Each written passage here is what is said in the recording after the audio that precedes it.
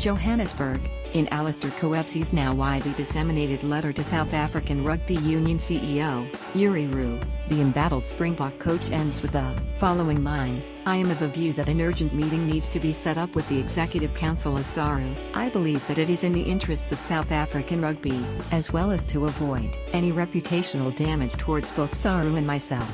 Well, it's a bit late for that. The damage has already been done after the letter was leaked to the media over the weekend, but it should be no surprise that the South African Rugby Union is now at loggerheads with their senior national coach. It is an old story of Saru, that is, parting ways with FA coaches on not very good terms. We can go back to Ian McIntosh, there was Nick Mallett, Jake White, Peter de Villiers and lastly Henk Meyer. Coetzee is simply the next man in the firing line, and he doesn't like it, hence the angry letter forwarded to Roux and the Saru executive in the last few days. Coetzee makes several valid points in his writing about the last two mainly disappointing seasons of Test rugby, among them, the fact he was given a management team at the start of his tenure and could only appoint one man he wanted, namely Matt Proudfoot, the fact he was only appointed in April of 2016, 2 months before the Ireland series in June, and only met his management team in May, the fact his team flew economy class via Doha to Dublin for their 2017 end-of-year tour, the fact he inherited a squad of players shorn of experience and leadership, the fact the 30-test rule came into being in his time as coach,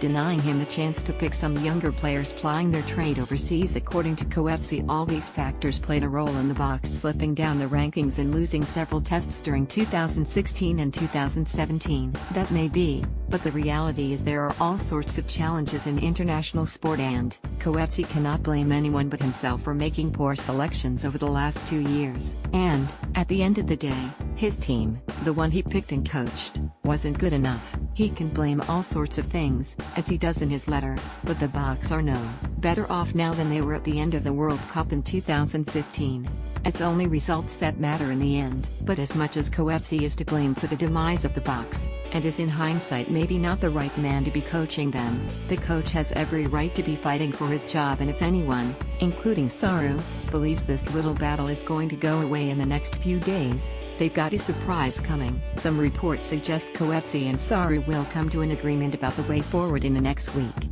but there's just as good a chance that this matter drags on for several weeks and months, leaving the Boks in a position they don't want to be in, at the detriment of the whole of the South African rugby public. Coetzee has every right to be angry that Saru appointed Director of Rugby Rassie Erasmus and Defence Guru Jacques Minabert, with them already working behind the scenes to make the Boks good again in 2018, before they had even properly fully dealt with Coetzee, and his review, contract and position, and his whole management team. How Saru did not have their ducks in a row in what has now become a very ugly spat is beyond me. But then nothing in South African rugby should ever surprise anyone anymore. The Star, like us on Facebook, follow us